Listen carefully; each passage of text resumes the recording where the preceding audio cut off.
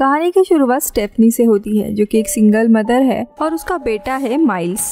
Stephanie एक food blogger होती है। एक दिन हम देखते हैं वो माइल्स के स्कूल में एक फंक्शन अटेंड करने के लिए जाती है। अब इसी दौरान स्टेफनी की मुलाकात माइल्स के बेस्ट फ्रेंड निकी से होती है। तभी वहाँ पे निकी की माँ एमिली आती है। एमिली की पर्सनालिटी काफी अलग होती है। वो काफी पावरफुल है और ज्यादा किसी से बात नहीं करती थी, जिसे देखकर स्टेफनी थोड़ा अनकंफर्टेबल फील करने लगती है। अब यहाँ पर निकी एमिली से माइल के साथ खेलने की जिद करता है, जिस पर पहले तो एमिली मना कर देती है, लेकिन जिद के कारण उसे स्टेफनी और उसके बेटे माइल्स को अपने घर में इनवाइट करना पड़ता है। स्टेफनी एमिली का घर देखकर दंग रह जाती है, क्योंकि ये घर बहुत ही ज्यादा आलीशान होता है। फिर दोनों भी आपस में बातचीत करने लगते हैं। अब एमिली यहाँ पे स्टेफनी के हस्बैंड के बारे में पूछती है, तो स्टेफनी बताती है कि उसके हस्बैंड की मौत एक कार एक्सीडेंट में हो गई है और तब से वो माइल्स के साथ ही अकेले रहती है।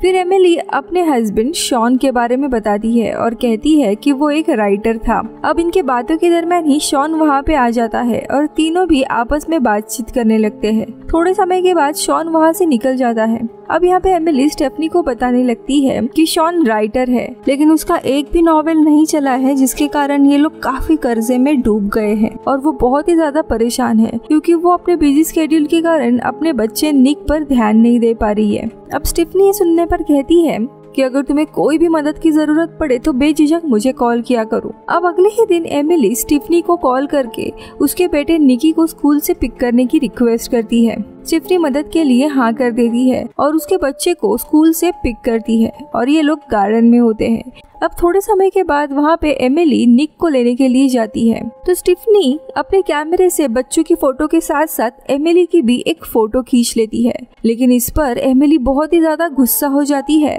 और उसे फोटो तुरंत डिलीट करने के लिए कहती है। अब इससे एमिली का मूड थोड़ा खराब हो जाता है और वो माफी मांगती है, लेकिन अब उसे मनाने के लिए एमिली स्टेफनी को अपने घर पे वापस ड्रिंक के लिए इनवाइट करती है, जहाँ जाने पर एमिली दोनों के लिए भी ड्रिंक बनाती है। अब बातों बातों में वो एक दूसरे के साथ अपने अपने सीक्रेट शेयर करने लगते हैं। तो एमिली फ्रैंक होकर कहती है शॉन और उसके कोवर्कर का अफेयर चल रहा था। हालांकि एमिली को इस बात से कोई फर्क नहीं पड़ता। तब स्टेफनी बताती है कि उसके पिता की डेथ के बाद वो बहुत ही ज्यादा अकेली पड़ गई थी और वो अपने हाफ ब्रदर के साथ इंटीमेट हुई थी। और यहाँ पता चलता है जो माइल्स है वो उसका और उसके हाफ ब्रदर का ही बेटा है। ये सुनकर एमिली उसे काफी टीज करने लगती है। अब अगले दिन एमिली स्टेफनी को फिर से कॉल करती है और निकी को वापस स्कूल से पिकअप करने की रिक्वेस्ट करती है। वो बताती है कि शॉन की माँ हॉस्पिटल में है, इसीलिए शॉन लंदन गया हुआ है और वो खुद अपने काम में बिजी है। अब स्टेफनी मदद के लिए हाँ कर देती है और निकी को स्कूल से घर लेकर आती है,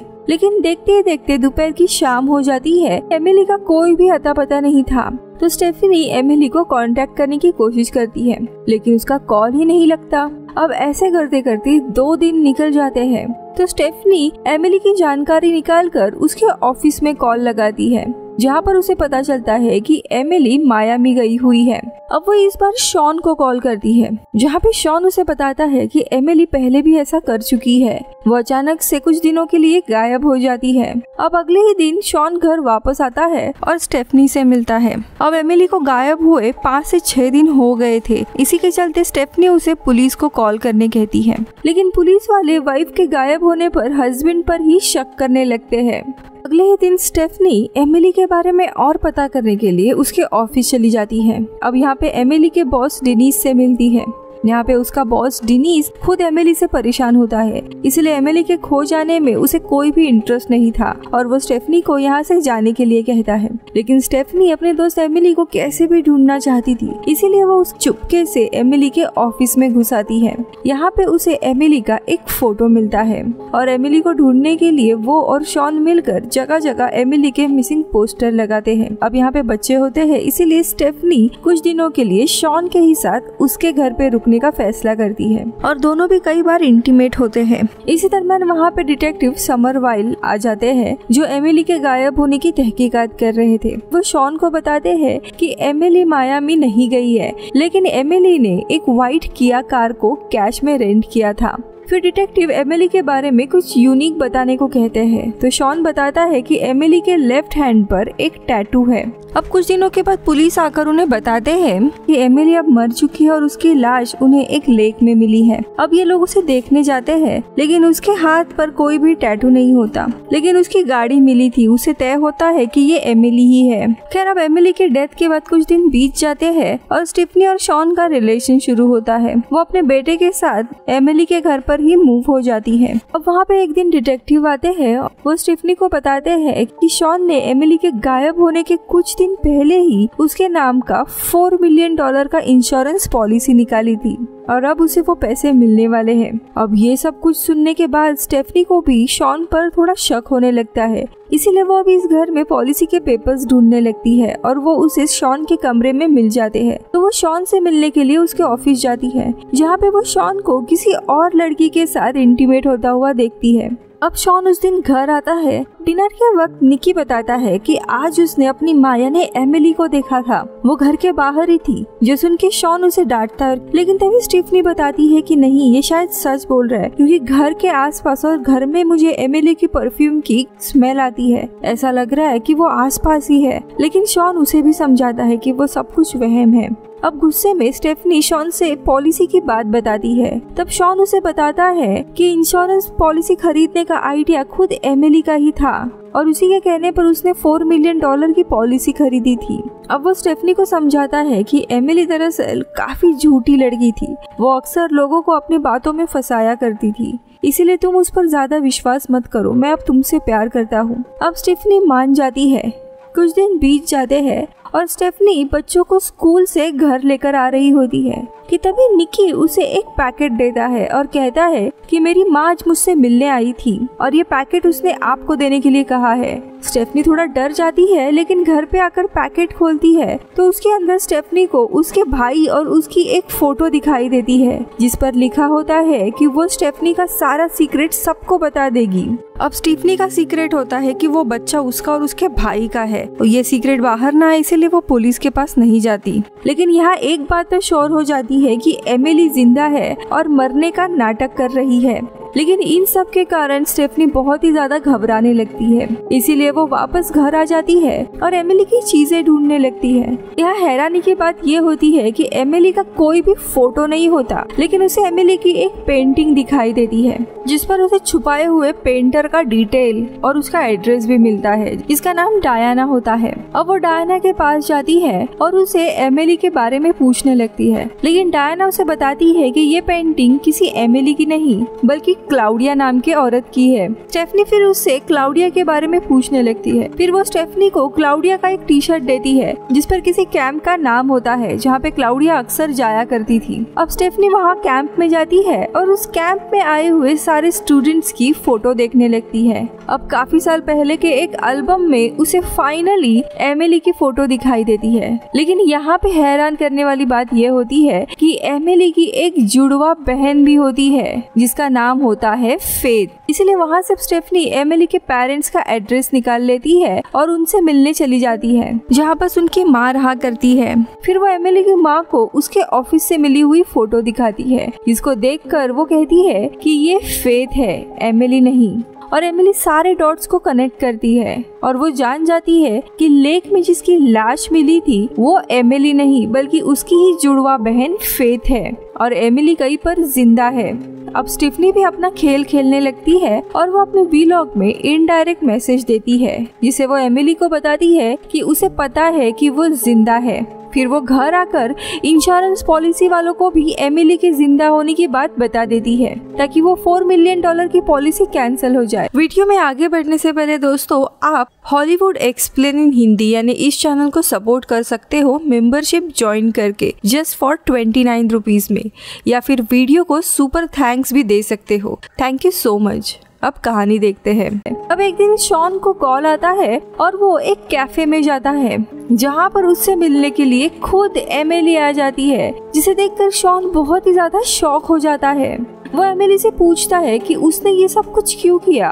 तब एमिली उसे बताती है वो अपने कर्जे और इस गरीबी से तंग आ गई थी, इसीलिए वो इंश्योरेंस के पैसे पाने के लिए ये सब कुछ कर रही थी। शॉन को उसने इसीलिए शामिल नहीं किया क्योंकि वो कोई भी सीक्रेट नहीं रख सकता था और ये बहुत ही बड़ा प्लान एग्जीक्यूट करना था। अब जाते हुए वो उससे पूछती कि क्या तुम उससे प्यार करते हो, यानी स्टेफनी से, तो वो मना करता है। जाते जाते वो शॉन को ब्लैकमेल भी करती है और कहती है कि ये सारा तुम्हारा ही प्लान था, अब तुम्हें मेरा साथ देना ही होगा। इसके बाद एमिली वहाँ से चली जाती है और शॉन भी घर वापस आता है और पॉलिसी एजेंट को स्टेफनी के साथ देखता है। एजेंट उसे बताती है कि वो क्लेम रिजेक्ट कर रही है, जिसके बाद स्टेफनी शॉन से पूछती है कि क्या उसे एमिली के ट्विन सिस्टर के बारे में पता था, लेकिन उसे जस्ट एमिली ने ब्लैकमेल किया होता है, इसीलिए वो एमिली का साथ देता है और कहता है कि नहीं। फिर स्टेफनी अपने वीलॉग के थ्रू एमिली को उसके ग्रेव पे उसे मिलने के लिए बुलाती है। अब एमिली उससे मिलने आती है और यहाँ पे मूवी का पहला प्लॉट रिवील होता है।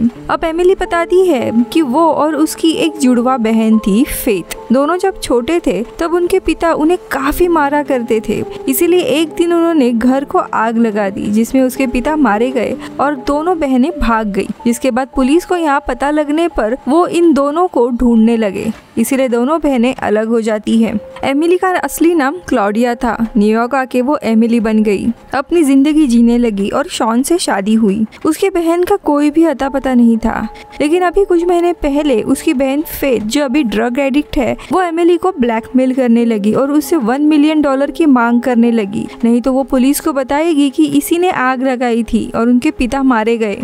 एमिली पैसे देने के लिए अग्री करती है और पैसे देने के लिए उसने अपने बहन को लेक पर बुलाया था और स्विम का बहाना बोल के उसने अपने बहन को वहीं पर मार डाला। ये हम फ्लैशबैक में देखते हैं। लेकिन वो स्टेफनी को यहाँ पे बताती है कि फेथ का पैर फिसलने के कारण वो मारी जाती है, लेकिन उसके मौत को वो एज ए इस्तेमाल करके इंश्योरेंस के पैसे लेना चाहती थी। अब ये सब कुछ सुनने के बाद स्टेफनी पूछती है कि क्या तुम्हारे प्लान के बारे में शॉन को पता था? तब एमिली वापस झूठ कहती है कि ये सारा प्लान शॉन का ही था। तुम्हें लगता है कि वो तुम्हारे साथ फेथफुल है, लेकिन नहीं, वो एक अच्छा इंसान नहीं है। तो एमिली बताती है कि अब मेरे पैसे तो मुझे मिलने वाले नहीं है, एटलीस्ट मुझे मेरा बेटा चाहिए जिसमें प्लीज तुम मेरी मदद करो। जिसके बाद वो स्टेफनी को शॉन के खिलाफ भड़काने लगती है और वो शॉन की कैफे वाली रिकॉर्डिंग भी उसे सुनाती है जिसमें शॉन ने कहा था कि वो एमिली से ही प्यार करता है और स्टेफनी के साथ सिर्फ फिजिकल रिलेशन के लिए ही है। इस रिकॉर्डिंग से स्टेफनी को ये भी प्रूव होता है कि ये सारे प्लान में शॉन शामिल था, इसीलिए अब वो शॉन को फंसाने का प्लान बनाते हैं और अब स्टेफनी भी मान जाती है और उसे कुछ डॉक्यूमेंट और फोटोग्राफ देती है शॉन के लैपटॉप में डालने के लिए, जिससे ये साबित हो जाए कि वो लाश एमिली की बहन फेथ की थी और उसे मारने और इंश्योरेंस का प्लान सारा शॉन का था। अब पुलिस इन्वेस्टिगेशन चलती है और शॉन के घर में सारी पुलिस तलाशी लेने लगती है। उसी में स्टेफनी अपने बच्चे के साथ वापस घर आती है और निकी को भी अपने साथ लेकर आती है। अब शॉन स्टेफनी के पास आता है निकी को लेने के लिए, लेकिन वो निकी को देती ही नहीं है। अब एमिली के प्लान के अनुसार हम देखते हैं अगले दिन वो खुद को जख्मी करके पुलिस स्टेशन आती है, जहाँ पे वो बताती है कि शॉन ने उसे किडनैप करके रखा हुआ था और तब तक उसने उसके बहन को मारकर इंश्योरेंस के पैसे लेना चाहता था। इस बयान के बाद शॉन को अरेस्ट किया जाता है। ये केस पूरा वायरल होता है और हर एक न्यूज में चीजें आने लगती है। अब इन सारे न्यूज से स्टेफनी को कुछ पता चल जाता है कि शॉन सच में बेगुनाह है, उसे कुछ भी पता नहीं था। अब कुछ दिनों के बाद बेल पर उसे छोड़ दिया जाता है। अब घर आने पर उसे एमिली दिखाई देती है। शॉन की बातों से हमें समझ आता है कि उसे कुछ भी अंदाजा नहीं था, न ही उसे जुड़वा बहन के बारे में पता था। दोनों का झगड़ा चल रहा था कि तभी स्टेफनी वहाँ पे गन लेकर आती है और दोनों को भी उसका यूज करने के लिए बहुत ही सुनाती है और वो शॉन को सीधा मारने जाती है, लेकिन एमिली उसे रोकती है। लेकिन स्टेफनी उससे पूछती कि तुम्हें अपने बहन का बदला नहीं लेना है, इसी आदमी ने तुम्हारी बहन को मारा है ना, और एमिली को सच बताने के लिए उकसाने लगती है, लेकिन एमिली कुछ नहीं बोलती। ये देख स्टेफनी सीधा शॉन को शूट कर देती है जो उसके कंधे पे लगती है। अब शॉन उधर ही गिर जाता है। अब ये देखकर एमिली जोर जोर से हंसने लगती है और शॉन को लात मार के उसे उठने कहती है और वो कहती है कि तुम दोनों मुझे उल्लू नहीं बना सकते, मैं इस खेल में तुमसे पहले शामिल हूँ। स्टेफनी को गन के साथ देखकर ही मैं समझ गई थी कि स्टेफनी अब शॉन और पुलिस के साथ मिली हुई है और तुम दोनों को मेरा कन्फेशन सुनना था कि मैंने ही अपने बहन को मारा है, लेकिन मुझे कोई फर्क नहीं पड़ता कि तुम शॉन को मारो या नहीं मारो। जब वो सोफे पे बैठने जाती है तभी उसे नीचे गन भी मिलती है और वो कहती है कि इनफैक्ट मैं अब तुम दोनों को मार देती हूँ और एज अ सुसाइड फ्रेम कर दूंगी, जिसे शॉन के मरने के बाद उसके इंश्योरेंस के पैसे मुझे मिल जाएंगे। जिसके बाद वो सीधा शॉन को शूट कर देती है असली में और इस बार शॉन को सच में गोली लगती है और वो बेहोश होने लगता है। इसके बाद वो स्टेफनी को मारने जाती है, लेकिन स्टेफनी कहती है कि मैं तुम्हारी बेस्ट फ्रेंड हूँ, अभी तक मैंने तुम्हारा साथ दिया, तुम मुझे नहीं मार सकती। लेकिन तभी एमिली कहती है कि मैंने अपने पिता को, अपने बहन और अभी अपने पति को मार डाला है, क्या सच में मैं अपने बेस्ट फ्रेंड को नहीं मारूंगी? लेकिन तभी स्टेफनी कहती है थैंक्स, तुम्हारे कारण मेरा वीलॉग काफी फेमस होने वाला है और वो उसे अपने शर्ट पे लगा हुआ कैमरा दिखाती है जिसे वो सारा लाइव स्ट्रीम कर रही होती है और उसके ऑडियंस ने अभी अभी ऑनलाइन स्टेफनी का पूरा कन्फेशन सुन लिया होता है। वही पुलिस की सायरन भी बजने लगती है जो देख एमिली वहाँ से भागने लगती है और रोड पर आती है, लेकिन बाहर जाते वक्त वो स्टेफनी को मारने के लिए आती है, लेकिन तभी स्टेफनी का दोस्त आकर उसे उड़ा देता है, जिसके बाद पुलिस उसे पकड़ लेती है। कुछ महीनों के बाद हम देखते हैं स्टेफनी काफी फेमस व्लॉगर बन गई थी। वही एमिली को 2 मर्डर के लिए 20 साल की सजा हुई थी। वही शॉन अपने बेटे के साथ कहीं और मूव हो गया था और एक सक्सेसफुल राइटर बन चुका था। और ये मूवी इधर ही खत्म होती है। मिलती हूँ अगले वीडियो में, बाय।